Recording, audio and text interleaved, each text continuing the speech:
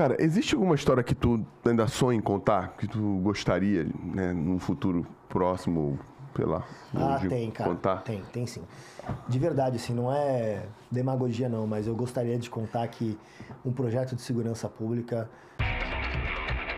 tirou as facções do Rio de Janeiro das favelas. E não digo nem, assim, para não ser romântico demais, não é tirar de forma total, porque a gente sabe que o tráfico de drogas vai existir, mas assim... Tem viciado, tem droga. Exatamente. Mas o problema não é a droga. Hoje a gente já falou sobre isso. Não é a droga. Mas assim, tirar a ponto de não ter fuzil na favela, sabe? Do morador não ser tão Pacificar. refém. Pacificar. É assim, um projeto de pacificação real mesmo. Eu só acredito se tiver um macho igual teve lá o Bukele. Que pegou e prendeu 1% da população de El Salvador. O maior ídolo do céu, meu Bukele. Entendeu? Prendeu 1%. E lá o cara tem certeza do seguinte. Outro dia eu estava vendo um documentário entrevistando um vagabundo lá. Tatuado, né? Eu vi. Tu ia ser preso lá.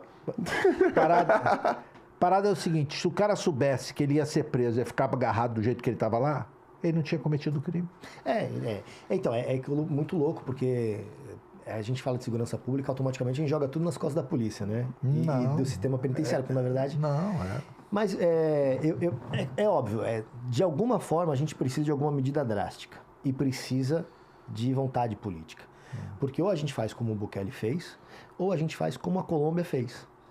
Eu lembro que na época da intervenção, eu entrevistei um professor de Sociologia e História, que foi o secretário de Segurança de Medellín, Juan Pablo Melguizo. Porra, Medellín é um lugar tranquilo pra viver. Medellín era a cidade mais violenta do mundo na época. E ele fez um projeto de pacificação, que foi o projeto que o Cabral copiou das UPPs, só que lá ele não construiu prisão, mas ele trabalhou de uma outra forma, né? Ele trabalhou no outro posto, né? No outro lado da ponta. O que o cara fez? Primeiro que ele cortou na carne, limpando quem era corrupto dentro da instituição. Lá não é Polícia Militar, né? Da Guarda Nacional, lá, a Guarda Federal. Então eles identificaram quem eram os caras corruptos, os caras que favoreciam o crime. Isso já foi um ponto. Cortou aí. Outra, os caras investiram de verdade na comunidade, né? Hoje Medellín é uma das cidades mais tecnológicas do mundo, porque os caras investiram nas comunidades, integraram elas à cidade e levaram luz para dentro da comunidade. Não tinha. Aqui eles trouxeram esse projeto, tudo que eles fizeram, teleférico, Sim. tudo copiando de lá. Levaram creche. Sim. Porque a ideia da UPP, de início, que dizem que só tem 2 que realmente foram PP. O PP com o Estado entrando. Que foi no... Chapéu Mangueira. E teve uma outra. Acho que as 2 na Zona Sul, não foram? Foi em Botafogo ali, Santa Marta. Santa Marta. Isso. Só essas 2 foi efetivamente o projeto. E, ó, de você chegar com creche, com escola, com saúde, humanizar aquela região. Sim, precisa. Não tem o como. restante foi só para inglês ver. E eu lembro, nessa época, de inúmeras coletivas do Beltrame, que era o secretário de Segurança Pública na época, ele falar exatamente isso. Não adianta só entrar com polícia. Não adianta só entrar com polícia. E assim, existem uma série de críticas que se deve ponderar em relação à política de segurança pública do Beltrame. Mas algo que não dá para falar, que ele não falou, foi exatamente isso. Ele falava, não é só polícia. Se a gente não entrar com o restante, se o Estado não entrar com todo o resto, não vai dar certo. Não vai dar certo. E não deu. Caramba, verdade. E falar com essa parada de Estado, eu li que você é muito a favor de levar o ensino do direito, o básico possível, para as escolas. Não é isso? Cara, eu acho isso maneiro, mas por quê? Conta aí. Porque eu acho que o direito, ele abre a nossa mente, né? Então, assim, quando você estuda direito, você separa o que é emoção do que é técnica. E isso me ajudou no jornalismo, porque muitas vezes a gente coloca a emoção. Só que a emoção não vai funcionar. Não é o que vai... E até me evita de cometer algum tipo de erro, porque eu sou técnico. O cara não foi preso porque o cara não cumpre os requisitos legais do 312 do Código de Processo Penal, que é a prisão preventiva. Sim. Então, a gente pode ficar aqui batendo a pé, falando porque o cara não foi preso, mas se o cara não cumpre, ele não vai ser preso. Porque não é um problema do delegado, não é um problema do judiciário, é um problema de lei, é um problema legislativo. Então, o judiciário tem que cumprir a lei. Às vezes, a lei está sendo cumprida e não é com aquilo que a gente acredita que deveria ser. E acontece muito. Mas a partir do momento que você segue tecnicamente aquilo, você evita de... Você não está sendo ideológico, você não está sendo parcial, você está sendo técnico. E no direito, se chegasse pelo menos a introdução ao ensino do direito, no ensino médio, sabe, se a gente tivesse, e não só princípio básico de direito, mas também princípio básico de administração, algo que tiraram das escolas, eu tive isso na minha escola. Cara, eu acho que a gente tem que ter filosofia, antropologia, sociologia, sabe? Que realmente é a parte do ensino que vai fazer o cara sair de algo mais técnico e formal para fazer o cara pensar, sabe? Tipo, o cara não é obrigado a decorar uma coisa para poder passar na prova. Ele tipo, tem que raciocinar para fazer. Tem que raciocinar, não é tudo mais subjetivo, não é objetivo. Igual a matemática é objetivo, física é objetivo. A filosofia, a sociologia, a antropologia é subjetivo. Você tem uns pensadores que vão te fazer questionar, isso é importante. Então, eu acho que o direito daria mais noção para as pessoas entenderem todo o funcionamento do nosso sistema e daria mais embasamento para as pessoas cobrarem da forma correta. Eu acho que eu acho que não só o investimento no direito, acho que eu, até pelo fato de sou filho de educador, eu defendo que a grande reforma do Brasil passa por uma grande reforma na educação. A gente precisa cuidar da nossa educação melhor, porque está lá. Se a gente investir na educação da forma correta, a gente consegue reduzir a criminalidade. Inclusive, tem uma pesquisa do IPEA, que foi a última que foi feita, se eu não me engano, de 2019, que fala que se você investir 1% na educação, você diminui 2% de homicídio. É o Instituto de Política Econômica Aplicada, do governo federal. Então, os caras têm esse estudo, eles sabem que a fórmula é investimento na educação. Mas, de 2014 para cá, a gente tem cortes e cortes e cortes e cortes e cortes, e quando pensa em cortar, é a educação que vai. É incrível, né, cara? Mas, e vida mansa, se você pegar o que o Brasil investe na educação em cima do PIB, não é baixo comparado a outros países que estão infinitamente melhor. A questão é que o dinheiro que é gasto, que é destinado à educação, ele é todo contaminado. Exatamente. Entendeu? Dinheiro, se você falar em volume, é bastante grana. Mas acho que em tudo. Tudo na saúde também. Sim. Mas eu li um livro agora, o último, para mim foi fantástico, do cara que é o presidente daquela empresa Microlaser, que é o Multilaser. Que é moedor de pobres. É bom. Maravilhoso. Ele dá um raio-x do nosso país, né? E ele apresenta soluções também, fazendo um comparativo com países. Eu estou dando essa sugestão aqui porque lá deu certo. E o resumo da ópera é o seguinte: o governo tem que ficar focado em saúde, educação e segurança. Educação e segurança. Mas ele não tem que te dar a educação. Quanto é que a gente vai investir aqui? Quem é a pessoa melhor? É o governo que é melhor para cuidar de faculdade? Universidade? Não. Não é. Ele não tem experiência nenhuma. O ensino, eu li um livro há pouco tempo falando que em algumas faculdades, um aluno sai em torno de R$80 mil por ano. O custo. Espera aí, se esse aluno aqui custa R$80 mil, eu não posso dar uma bolsa de 4 mil para ele ir para uma faculdade privada, que tem uma qualidade específica para fazer isso daí. Eu vou estar economizando e vou estar dando um ensino melhor. A mesma coisa com saúde. Então, a gente tem gastos muito grandes. E quem é que vai para a saúde? Só quem não tem jeito. Porque você tem teu plano de saúde, ele tem, todo mundo tem. Eu acho que a saída, só que isso favorece muita gente, né? É um ponto e aí, sensível, quem né? paga a conta? O pobre. Sim. Entendeu? Ele poderia ter um ensino melhor.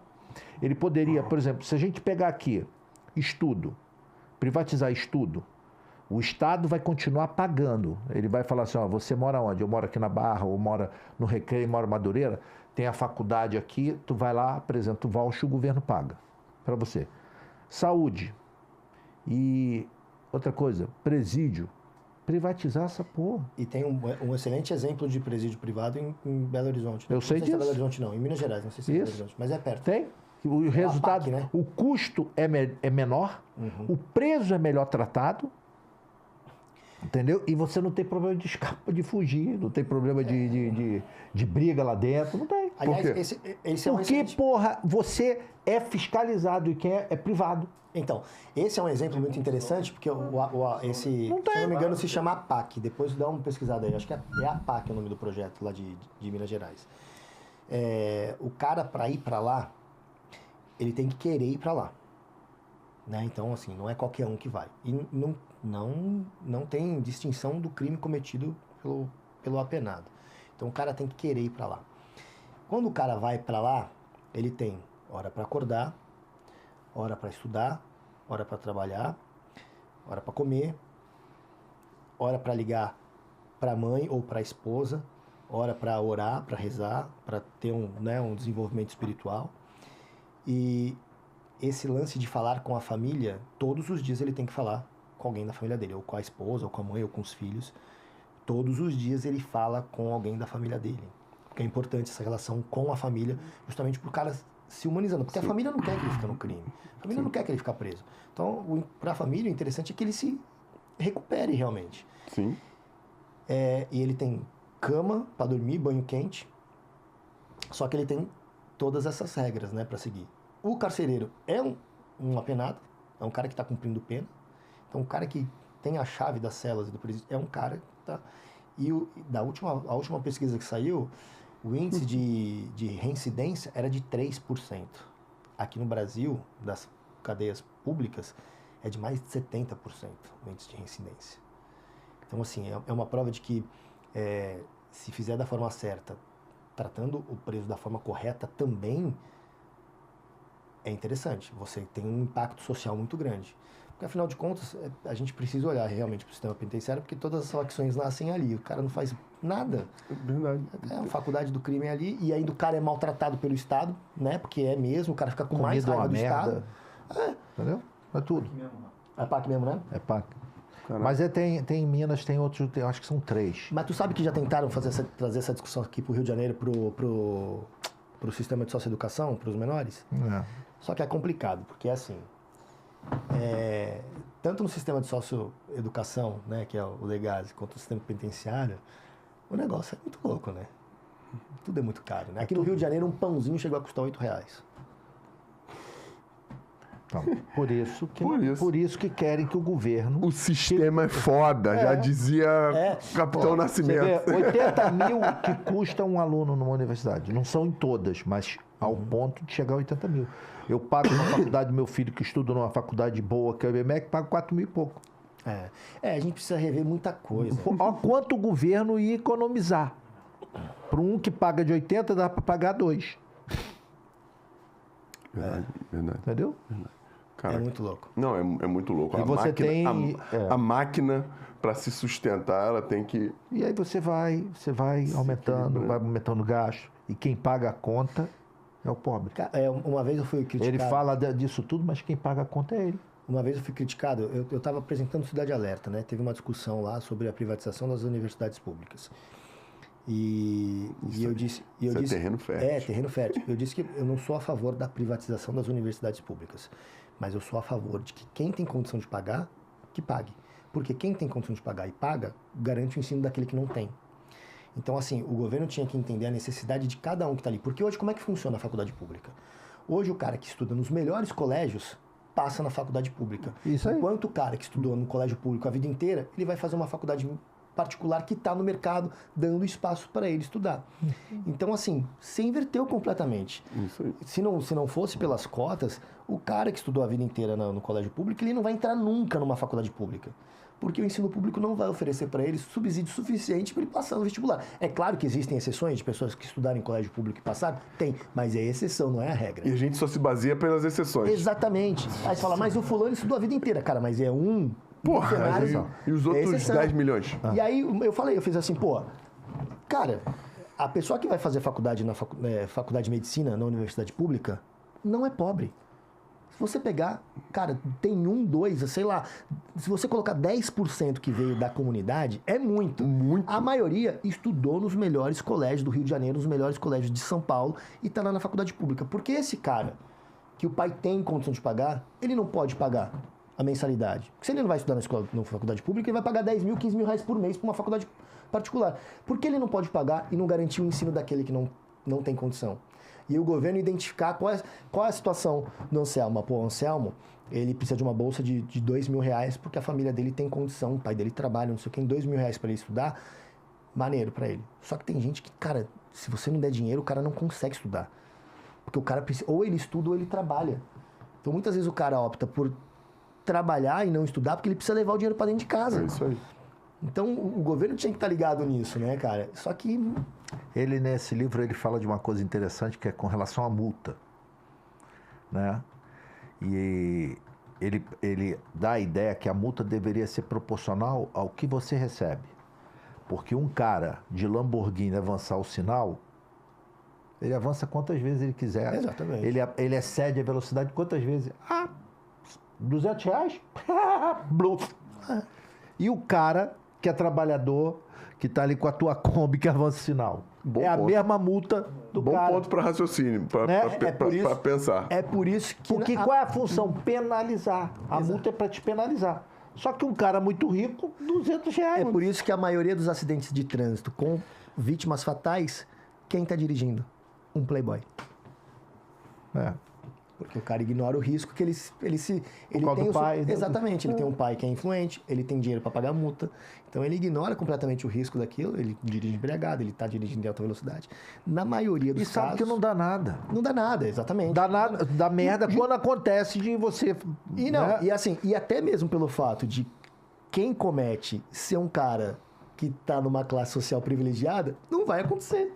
Muitas das vezes não dá merda. Não dá merda. Não, muitas das vezes não dá merda nunca. O delegado pode até chegar lá na imprensa e falar assim, ó, não, porque é o dolo eventual, porque ele ignorou o risco. Cara, quando subir, vai para homicídio culposo. Porque tá na lei também, né?